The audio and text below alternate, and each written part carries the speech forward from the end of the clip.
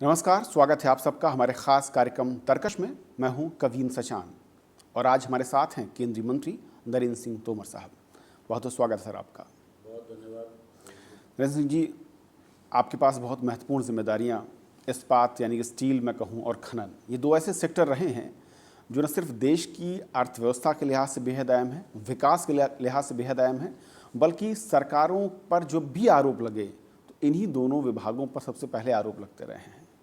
पिछले 2 साल में क्या महसूस किया, कहाँ पर आप खड़ा पाते हैं? 26 मई 2014 को नई सरकार ने नरेंद्र मोदी जी के नेतृत्व में आकार लिया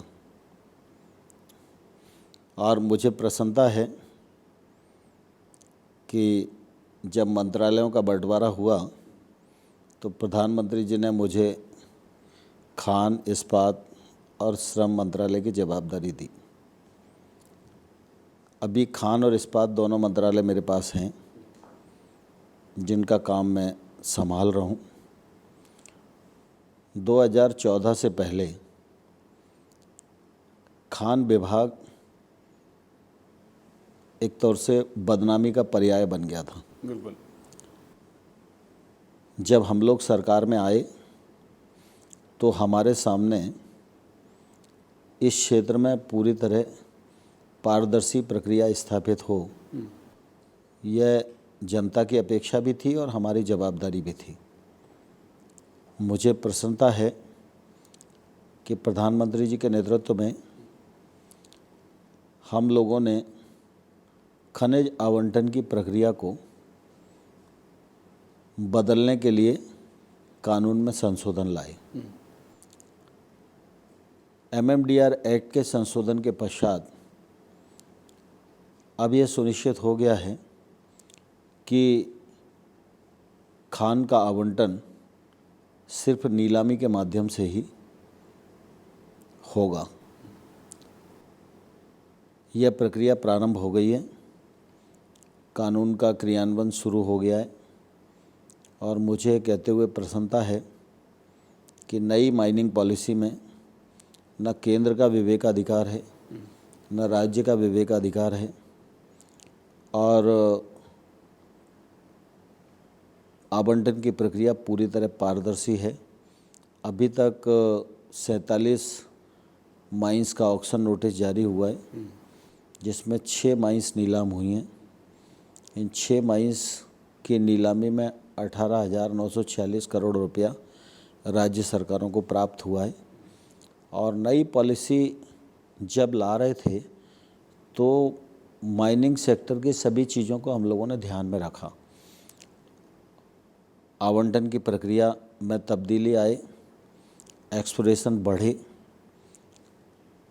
प्रधानमंत्री खनिज क्षेत्र कल्याण योजना के माध्यम से आम जो लोग उस क्षेत्र में निवास करते हैं जहां खनन होता है उनके जीवन स्तर में बदलाव आवे, इस दृष्टि से भी कोशिश की। राज्यों के अधिकार बढ़ें और प्रक्रियाओं में जो विलंब होता है वो समाप्त हो, इस दृष्टि से भी हम लोगों ने एक्ट में प्रावधान किए। और मुझे लगता है कि आज माइनिंग सेक्टर काफ़ी सरलता से संचालित हो रहा है।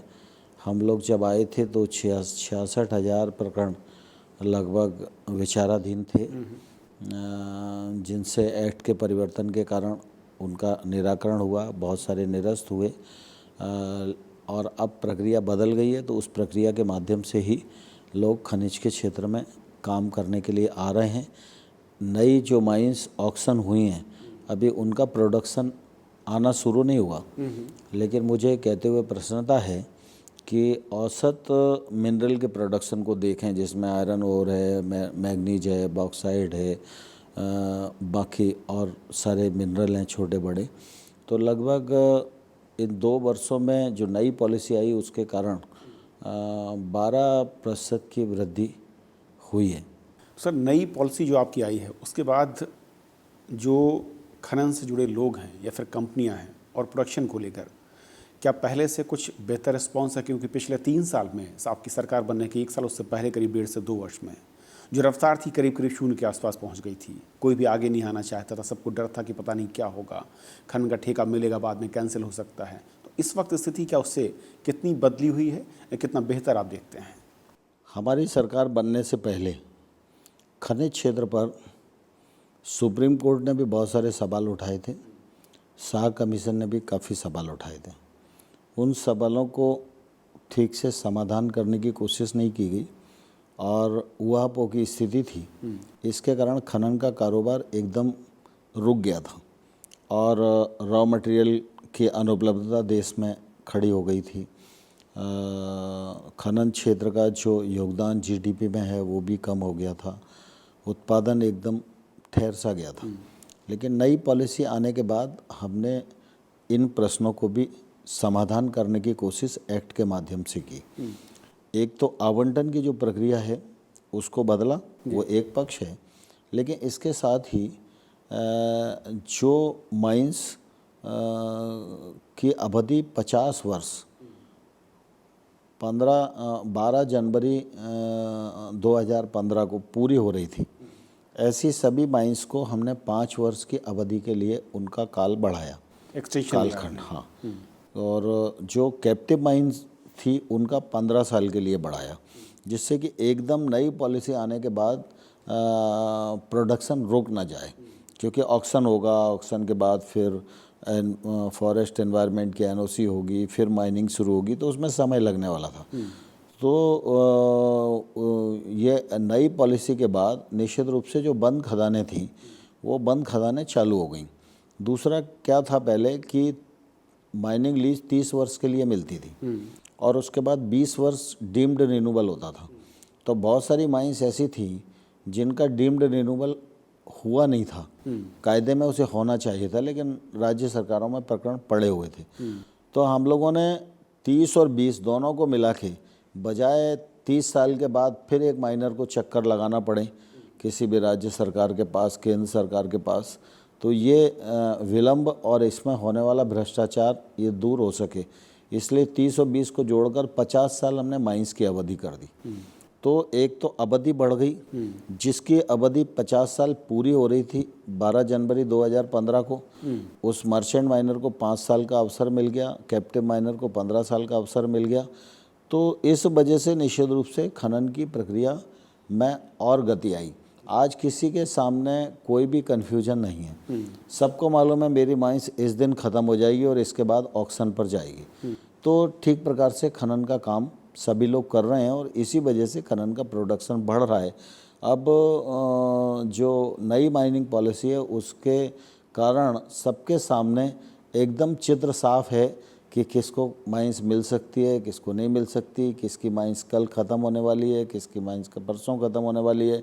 और इसमें कोई केंद्र सरकार या राज्य सरकार बार्गेनिंग कर सके या विवेकाधिकार का उपयोग कर सके, ये हम लोगों ने पूरी तरह शून्य कर दिया।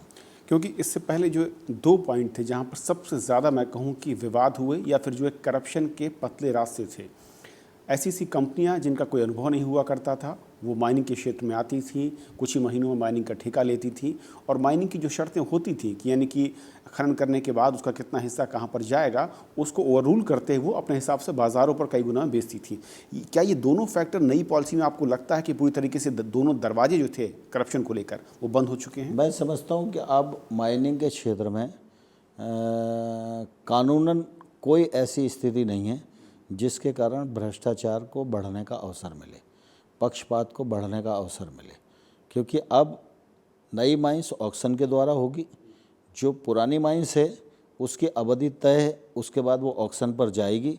इसके लिए कोई न तो किसी को गुमराह कर सकता है, न किसी को परेशान कर सकता है। क्योंकि एक जो आरोप नई पॉलिसी के बाद लगा तुम्हारे साहब, या जिस पर आशंका मैं कहूँ खड़ी हो रही है, वो होती है कि नई पॉलिसी कुछ इस तरह की बनी है कि जिसके बाद एक बड़ी कंपनियों का कॉकस तैयार हो सकता है और नए खिलाड़ी उस बाज़ार में उतर नहीं पाएंगे, अगर उतरेंगे तो शायद उनके सामने टिक न पाएँ। क्या वाकई कुछ ऐसा आपको दिखता है? नहीं, मैं समझता हूँ ऐसा नहीं है। सामान्यतः यह बात सच है कि बाज़ार में सब प्रकार की माइनिंग कंपनियां हैं। पहले क्या होता था कि जिसका माइनिंग में कोई अनुभव ही नहीं है, जिसकी कोई जानकारी नहीं है, वो भी जाके एक एप्लीकेशन लगा के माइंस लेने में सफल हो जाता था। लेकिन न तो वो आरपी करता था, न वो पीएल करता था। जब एमएल मिल जाती थी तो इन्वेस्टमेंट करता था। मिली तो ठीक है, नहीं मिली तो ठीक है, क्योंकि उसका तो कुछ लगा ही नहीं। अब ऑक्शन की जब प्रक्रिया आ गई है तो निश्चित रूप से सब लोग देखभाल कर बोली लगाएंगे, लेकिन अब माइनिंग के क्षेत्र में काम करने वही लोग आएंगे जो माइनिंग का निश्चित रूप से अनुभव रखते हैं और उस प्रकार की हैसियत रखते हैं। लेकिन जहाँ तक बड़े लोगों का सवाल है तो वो कैप्टिव यूज के लिए राज्य सरकारों को हमने अधिकृत किया हुआ है कि कैप्टिव यूज के लिए वो अलग से कुछ माइंस को निर्धारित कर सकते हैं, बाकी माइंस को सबके लिए खोल कर रख सकते हैं। तो ई ऑक्शन है तो दोनों प्रकार के लोग दोनों प्रकार की परिस्थितियों में पार्टिसिपेट कर सकते हैं और राज्य सरकारें इस ओर ध्यान देगी कि उनके यहाँ 10 माइंस हैं तो 10 में से 2 को 3 को उनको आरक्षित एंड यूज के लिए करना है तो वो करेंगी, बाकी सब में सब लोग बराबरी से बोली लगा सकते हैं। क्योंकि एक ऐसा विभाग था, इससे पहले तो उमर साहब आप लंबे समय से राजनीति में समझते हैं कि जब करप्शन की बात आती थी तो केंद्र में ये कहता था कि राज्यों की ओर से वीटो लगाया गया, राज्य चाहते थे, उन्होंने 2-3 कंपनियों को प्रोवोक किया, आगे बढ़ाया और उनके फैसले के साथ हम खड़े थे। यानी कि करप्शन को लेकर हमेशा मैं कहूँ कि टोपी ट्रांसफ़र की बात सामने आती थी। क्या आपको लगता है कि नई पॉलिसी के बाद ये जो एक बड़ी खामी थी ये भी दूर होगी और जो राज्य चाहते थे कि उनका हक बराबर का होना चाहिए क्योंकि स्टेट के अंदर उनके जो रिसोर्सेज हैं उनका इस्तेमाल हो रहा है, उनसे खनन हो रहा है, ये दोनों चीज़ें नई पॉलिसी में कहीं कुछ हैं? नहीं, मैं समझता हूँ कि अभी नई पॉलिसी में और पुरानी पॉलिसी में भी पहले टोपी इसके एक दूसरे के सिर रखी जाती रही, वो अपनी कमियों कमजोरियों पर पर्दा डालने की कोशिश होती होगी। लेकिन अब खनिज मूल्य का जो पूरा फ़ायदा है वो फ़ायदा तो राज्य सरकारों को ही मिलता है, केंद्र के पास तो कोई पैसा आता नहीं। अब ऑक्शन से जो पैसा अतिरिक्त मिलेगा वो भी राज्य सरकारों को मिलेगा, रॉयल्टी का जो पैसा मिलता है वो भी सारा का सारा राज्य सरकारों को मिलता है, केंद्र सरकार को तो किसी प्रकार का आता नहीं है। केंद्र सरकार पहले ML ग्रांट करने के लिए अधिकृत होती थी, तो इस बार हम लोगों ने वो अधिकार भी राज्य को प्रत्यायोजित कर दिया, क्योंकि राज्य से कोई फाइल केंद्र पर आती थी तो उसको भी परीक्षण करने में उनको 1 साल का समय लगता था, 1 साल का जबरन विलम्ब होता था। अब ऑक्शन करिए और राज्य ML साइन कर दें, हमारे पास उनको भेजने की ज़रूरत नहीं है। हमने तो यहाँ तक भी कहा है कि IBM जो माइनिंग प्लान अप्रूव करता है तो IBM के पास जब माइनिंग प्लान स्टेट से आता है तो IBM को भी पूरा फिजिकली वेरिफिकेशन करना पड़ता है, वहाँ इंस्पेक्शन के लिए जाना पड़ता है, सारे मानदंड देखने पड़ते हैं और उसके बाद वो माइनिंग प्लान अप्रूव करता है। तो हमने राज्यों को कहा है कि आप तो माइनिंग प्लान अप्रूव करने की अपनी एक पॉलिसी बना लो और उस पॉलिसी को एक बार हमारे पास भेज दो, हम उस पॉलिसी को अप्रूव कर देंगे, कोई क्वेरीज होगी तो आपसे उसको पूरा करा लेंगे और वो पूरा पॉलिसी आपकी अप्रूव कर देंगे। उसके बाद IBM के पास भी माइनिंग प्लान अप्रूव करने के लिए आपको भेजने की ज़रूरत नहीं है। इससे विलम्ब समाप्त होगा, भ्रष्टाचार की गुंजाइश समाप्त होगी और प्रक्रिया सरल होगी और मुझे लगता है कि माइनिंग के क्षेत्र में काम करना ज़्यादा आसान होगा। जी, आपकी जब सरकार बनी थी तोमर साहब, तब सरकार बनने से ठीक पहले चुनाव के दरमियान एक बड़ा मुद्दा था, आपकी पार्टी ने करप्शन को उठाया, ख़ासतौर पर जो माइनिंग को लेकर हो रहा था और जो CAG की रिपोर्ट आई, अदालत के फैसले थे। 2 साल के बाद जनता ये भी जानना चाहती है कि आखिर उस मसले पर, उस करप्शन के लोगों पर, आरोपियों पर सरकार क्या कर रही है, कितने लोग पकड़े जा रहे हैं, किस तरीके से उनसे वसूली हो रही है, इस पर क्या कहना चाहेंगे? क्योंकि उस समय जब UPA गवर्नमेंट थी तो माइनिंग के क्षेत्र में काफ़ी प्रश्न खड़े हुए थे और उन प्रश्नों पर जांच चल रही है, कानून अपना काम कर रहा है। लेकिन मैं तो ये कह सकता हूँ कि हमारी सरकार बनने के बाद हमने कानून के माध्यम से इस प्रकार के संशोधन किए कि अब माइनिंग के क्षेत्र में चाहे वो कोल हो, चाहे वो मेजर माइंस हो, सब में पूरी तरह पारदर्शी प्रक्रिया है और हमारी सरकार के मामले को लेके 2 साल में किसी को भी उंगली उठाने की नौबत नहीं आई है। लेकिन मैं ऐसा मानता हूँ कि जिन लोगों ने पिछले सरकार के दौरान गलत किया है, कानून अपना काम कर रहा है और मुझे लगता है कि आने वाले समय में उसका परिणाम सामने आएगा। क्योंकि मैंने सवाल इसलिए पूछा क्योंकि कांग्रेस, खासतौर पर जो मुख्य विरोधी दल है जिन पर आप हमले करते थे सरकार में आने से पहले, उनका कहना है कि अगर हम लोग दोषी होते या कोई कमी होती तो सरकार ने 2 साल में कोई कार्रवाई की होती, क्योंकि अब तक कोई कार्रवाई नहीं हुई है और ना ही किसी का नाम इस तरीके से आया है। इसलिए हम ये कहते हैं कि BJP चुनाव के दरमियान झूठ बोल रही थी, गलत आरोप लगा रही थी और उसी दिशा में वो आगे बढ़ती रही है। नहीं, कांग्रेस को ऐसा मानकर खुश नहीं होना चाहिए। जब जांचों के परिणाम आएंगे तो जो लोग दोषी होंगे उनको निश्चित रूप से दंडित किया जाएगा। ऐसा कहकर कांग्रेस के लोग जनता का ध्यान बटाने की कोशिश करने का एक असफल प्रयत्न करते रहते हैं। पिछले बार जो चीज़ें सामने आई हमने थोड़ी कहा। अगर सीएजी की रिपोर्ट आई और उनने कोल के बारे में टिप्पणी की तो सीएजी की रिपोर्ट थी, बीजेपी की रिपोर्ट थोड़ी ना थी। तो बीजेपी के बारे में ऐसा कहना मैं समझता हूँ कि लोगों का ध्यान बटाने की एकमात्र कोशिश है। सीएजी ने जो कहा तो सीएजी की टिप्पणी को हमने लोगों के बीच में कहा। यानी सरकार कार्रवाई की दिशा में आगे बढ़ रही है। सरकार कार्रवाई की दिशा में आगे बढ़ रही है और सीएजी ने जो कहा वो हमको कोल आवंटन में देखने को मिला। जब सीएजी ने कहा था कि इसमें 1,86,000 करोड़ रुपए का नुकसान हुआ है, जब कोल माइंस का ऑक्शन हुआ तो अभी बहुत कम माइंस ही ऑक्शन हुई हैं, उनमें 3 लाख करोड़ रुपया जो है राज्य सरकारों को मिला है। तो सीएजी की टिप्पणी मैं समझता हूँ अपने आप में तो सही थी, क्योंकि उनने तो 1,86,000 करोड़ के नुकसान की बात कही थी।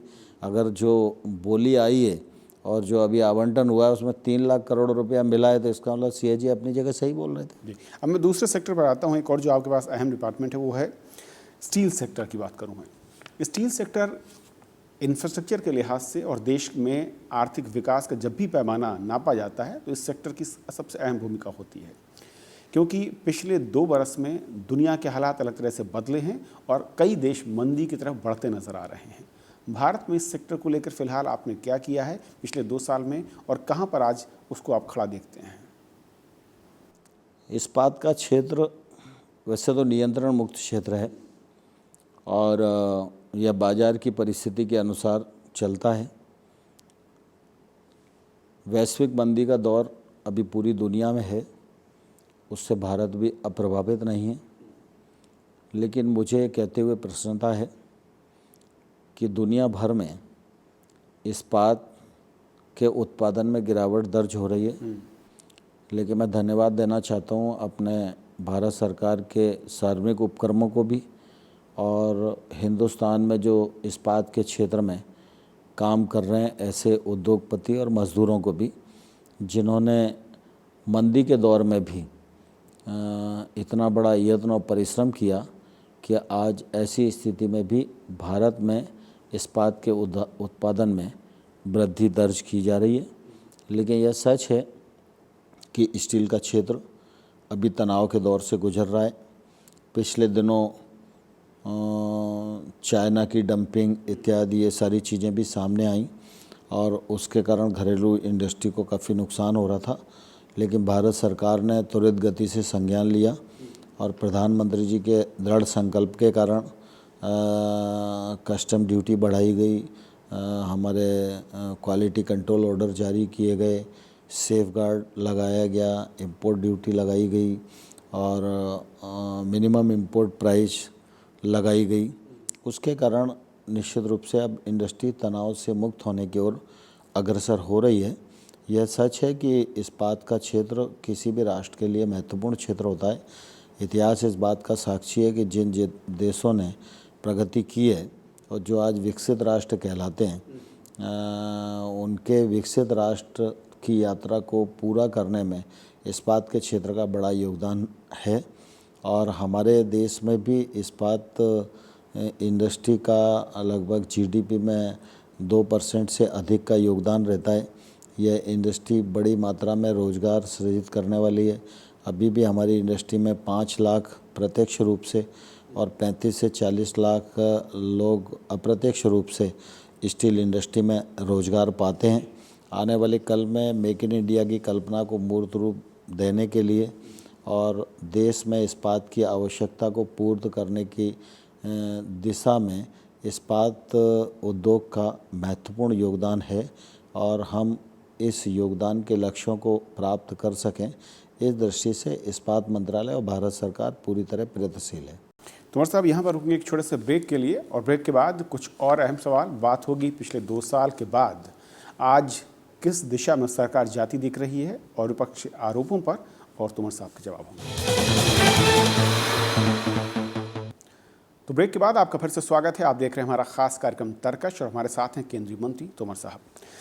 तोमर जी, 2 साल के बाद जब सरकार अपनी योजनाओं की जानकारी दे रही है, मीडिया के ज़रिए जनता तक पहुंचा रही है, आप कई कार्यक्रम कर रहे हैं, विपक्ष का सबसे बड़ा आरोप ये है कि 90% यानी कि करीब 90% योजनाएं उनके कार्यकाल की थी जिनके या तो नाम बदले गए या फिर नए तरीके से उनको लागू करने की कोशिश की गई। मैं समझता हूँ विपक्ष का जो आरोप है वो पूरी तरह निराधार है, क्योंकि विपक्ष में प्रमुख रूप से कांग्रेस पार्टी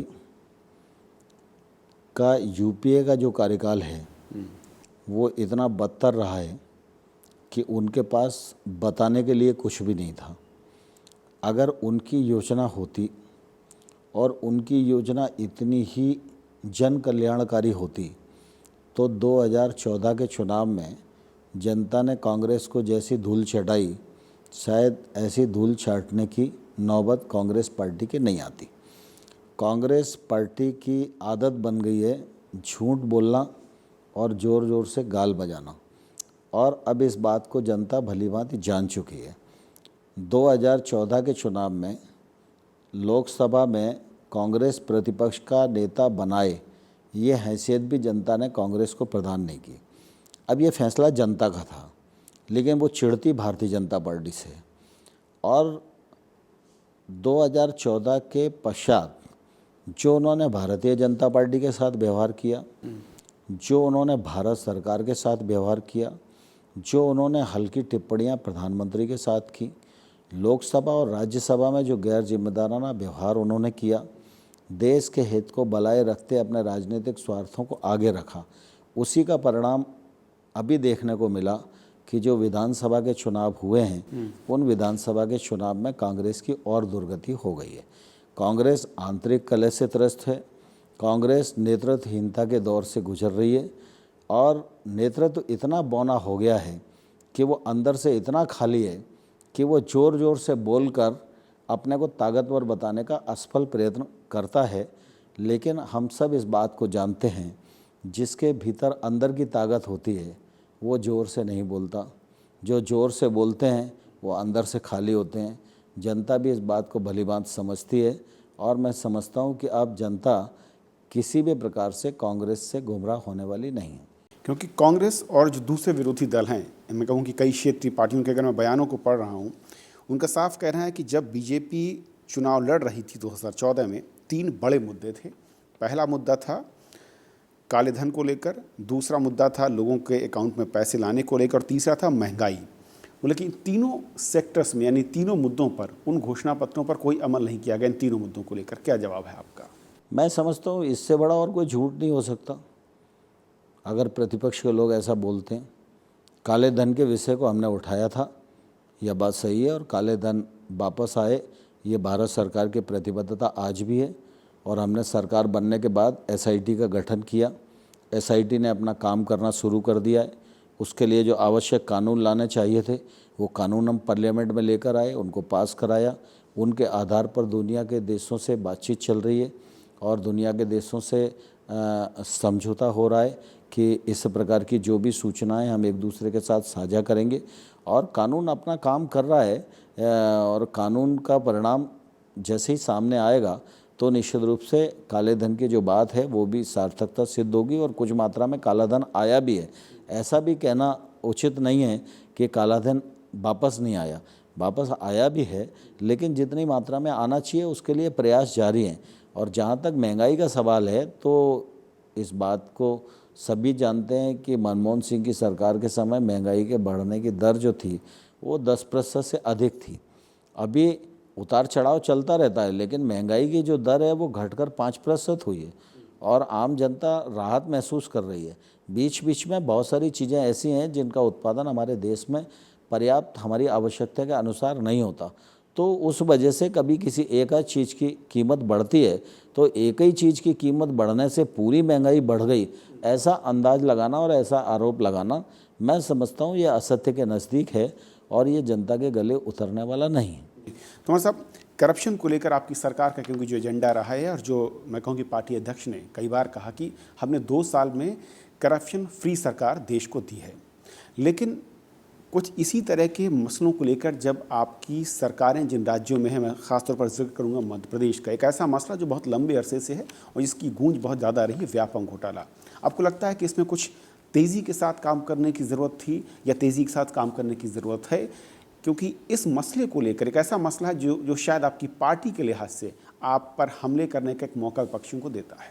मैं समझता हूँ कि करप्शन के सवाल पर भारतीय जनता पार्टी की प्रतिबद्धता जग जाहिर है। केंद्र में हमारी सरकार को 2 वर्ष हुए, किसी भी प्रकार का चार्ज और आरोप आज तक लगाने में कोई सफल नहीं हो सका। यह इसलिए नहीं हो सका कि करप्शन हुआ ही नहीं। जहाँ तक राज्य सरकारों का प्रश्न है और उसमें भी मध्य प्रदेश की सरकार का प्रश्न है, मैं आपके माध्यम से सबको ये अनुरोध करना चाहता हूँ कि व्यापम के सवाल को अगर आप ईमानदारी से देखने की कोशिश करेंगे तो उस सवाल को उठाया ही मध्य प्रदेश की राज्य सरकार ने। मध्य प्रदेश की सरकार ने निष्पक्षता से जांच कराई और मध्य प्रदेश की सरकार ने जो दोषी थे उसको उस पर कार्रवाई की और जब आवश्यकता पड़ी तो मध्य प्रदेश की सरकार ने ही आगे बढ़कर उसको सीबीआई को सौंपा। तो मध्य प्रदेश की सरकार या मध्य प्रदेश की भारतीय जनता पार्टी पर व्यापम के सवाल को लेकर किसी प्रकार का गलत बयान देना और आरोप लगाना ये पूरी तरह बेबुनियाद है। व्यापम की जांच को मध्य प्रदेश के मुख्यमंत्री ने ही इनिशिएट किया और उन्हीं के इनिशिएटिव के कारण यह जांच इतना आगे बढ़ सकी, वरना इससे पहले तमाम सारे मामले और राज्यों में भी आते हैं और दब के रह जाते हैं। लेकिन ये मध्य प्रदेश भारतीय जनता पार्टी और मुख्यमंत्री शिवराज सिंह जी की दृढ़ संकल्प शक्ति थी जिसके कारण ये मामला उजागर हुआ। एक आखिरी सवाल, क्योंकि कांग्रेस का ये कहना है कि व्यापम को लेकर बीजेपी के कई पदाधिकारी, सरकार में रहे मंत्री और संघ के कुछ 1-2 कार्यकर्ताओं के नाम सामने आए, इसीलिए सरकार ने उसकी दिशा को बदला और कुछ अधिकारियों तक या विरोधियों के जहां पर नाम थे वहां तक सीमित कर दिया। मैं समझता हूँ ये आरोप अपने आप में बेबुनियाद है। मध्य प्रदेश की सरकार ने एसआईटी बनाकर जो जांच की, उस एसआईटी ने मध्य प्रदेश हाई कोर्ट की निगरानी में सारी इंक्वायरी की। जो दोषी थे उनको जेल में बंद किया। उसमें सत्ता पक्ष के लोग हों या विपक्ष के लोग हों, कोई भी होंगे, मध्य प्रदेश की सरकार ने और एसआईटी ने किसी को भी बख्शा नहीं। और हाई कोर्ट की निगरानी में जांच हुई। जब कांग्रेस के लोग हाई कोर्ट में गए तो हाई कोर्ट में उनको मुँह की खानी पड़ी, जब वो सुप्रीम कोर्ट में आए तो सुप्रीम कोर्ट में उनको मुँह की खानी पड़ी। और इसलिए खिसियानी बिल्ली खंबा नोचे जैसा काम कांग्रेस के लोग करते रहते हैं। नरेंद्र सिंह तोमर साहब, बहुत बहुत शुक्रिया राज्यसभा टीवी से बातचीत करने के लिए और हमें वक्त देने के लिए बहुत बहुत शुक्रिया आपका। बहुत धन्यवाद करेंगे। तो तर्कश के आज के हमारे खास कार्यक्रम में फिलहाल इतना ही। अगले हफ्ते फिर मुलाकात होगी एक नई हस्ती के साथ। तब तक आप रहिए राज्यसभा टीवी के साथ। नमस्कार।